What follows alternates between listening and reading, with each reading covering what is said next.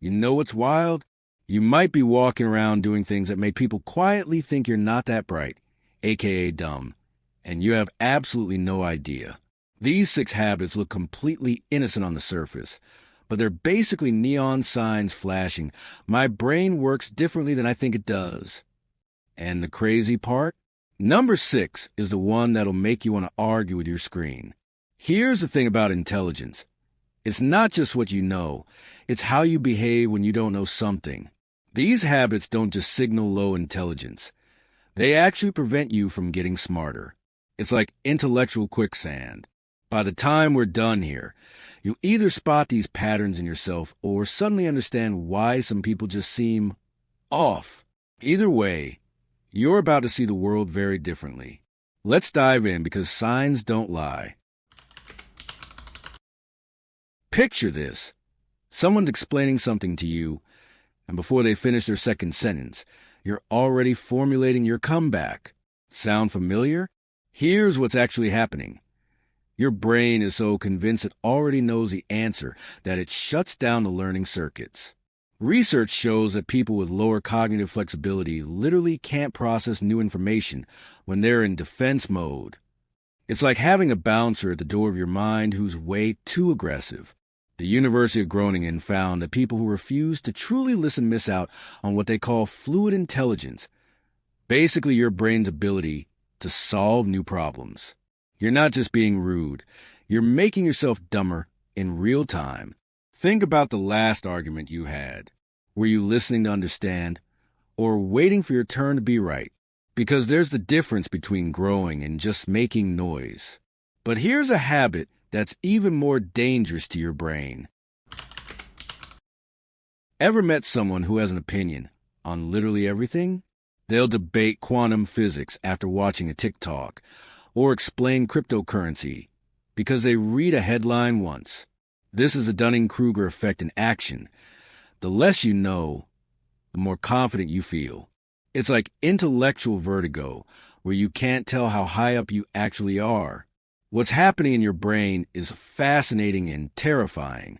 When you know just a tiny bit about something, you lack the knowledge to understand how much you don't know. So you feel like an expert when you're actually standing at the bottom of Mount Stupid. The real cost? You stop asking questions. You stop learning. You become that person who thinks Googling something for 5 minutes makes you qualified to debate someone who spent 5 years studying it.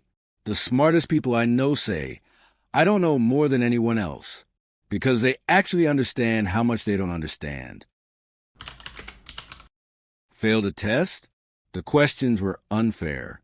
Didn't get promoted? Office politics. Relationship ended badly? They were crazy. Here's what psychologists call this: external locus of control. Your brain has decided that everything bad that happens to you is someone else's fault, and everything good is obviously because you're amazing. This isn't just about being annoying, though you definitely are. This pattern literally rewires your brain to avoid growth. When nothing is ever your responsibility, you never develop the neural pathways for improvement. Studies show that people who blame external factors consistently score lower on problem-solving tests. Why? Because if the problem isn't you, then you can't fix it. Your brain goes into victim mode instead of solution mode. It's the difference between "this always happens to me" and "how do I make sure this doesn't happen again?" One keeps you stuck. The other makes you stronger. But the next habit quietly murders your ability to think clearly. Quick question. When's the last time you read something longer than a tweet without checking your phone? If you're struggling to remember, we might have found your problem. Here's the brutal truth. Your attention span is like a muscle, and most people are letting theirs turn to mush. You know that feeling when you try to read a book and your brain starts itching for stimulation after 2 paragraphs? That's not normal. That's trained helplessness. Reading literally rewires your neural networks for complex reasoning. But we've trained our brains to expect instant gratification every 30 seconds. It's like trying to run a marathon when you've only ever sprinted to the fridge during commercial breaks. A study from University College London found that people who can't focus without constant stimulation struggle with what they call cognitive stamina. Your brain becomes like that friend who gets tired walking upstairs. Technically functional, but not exactly impressive. The scary part? This is getting worse. We're creating a generation of people who think they're multitasking when they're actually just really bad at focusing on anything. Now, speaking of building your mental muscles, I wrote a book called The Art of Critical Thinking that's basically like a gym membership for your brain. It breaks down exactly how to strengthen your analytical abilities, spot logical fallacies, and think more clearly about complex problems. If you're realizing you might have some of these habits, this book gives you the tools to actually fix them instead of just feeling bad about it. You can grab it through the link in the description, and trust me, your future self will thank you for it. Someone mentions philosophy, and you immediately roll your eyes. A friend talks about meditation, and you make a joke about woo-woo nonsense. Classical music comes on, and you dramatically pretend to fall asleep. This is your brain's defense mechanism kicking in, and it's not protecting you. It's limiting you. When we encounter something complex that we don't immediately understand, intelligent brains get curious. Less intelligent brains get uncomfortable and resort to mockery. It's like intellectual armor, but instead of protecting you, it's keeping you small. The psychology behind this is brutal. Mocking what you don't understand is a way to maintain the illusion that you're already smart enough. It's your ego saying, I don't need to learn this because it's stupid anyway. But here's the kicker. Every time you dismiss something complex, you're training your brain to avoid intellectual challenges. You're literally making yourself less capable of growth. The smartest people I know get excited when they encounter something they don't understand. It's like finding treasure. Everyone else treats it like a threat. And that brings us to the habit that'll make you the most offensive. This is a big one. The habit that destroys relationships, kills learning, and turns conversations into battlefields. You know the type. They'll argue that the sky is green if they said it was green 5 minutes ago.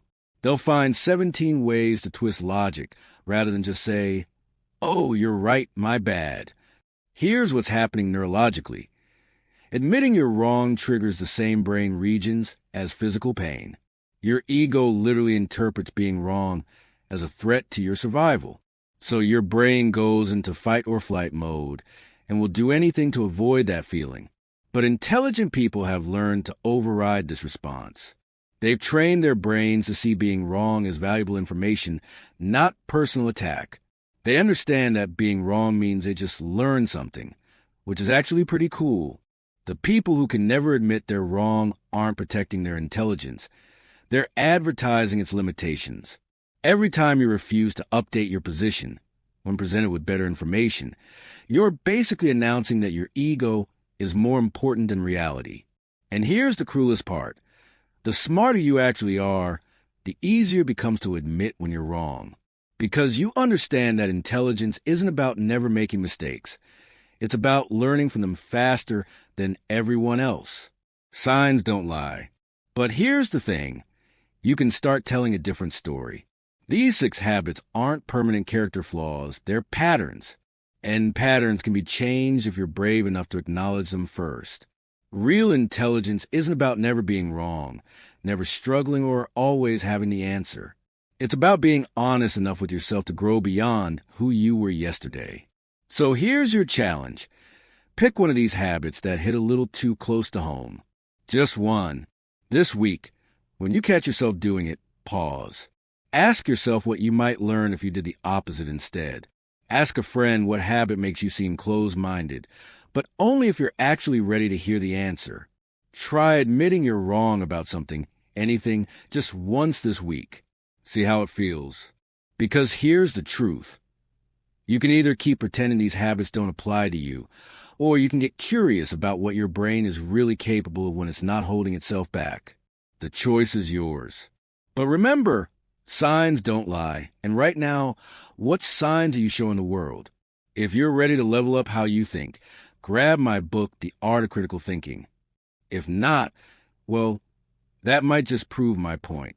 Hit subscribe if you want more uncomfortable truths that actually help you grow. Because let's be honest, you didn't make it this far to stay exactly the same.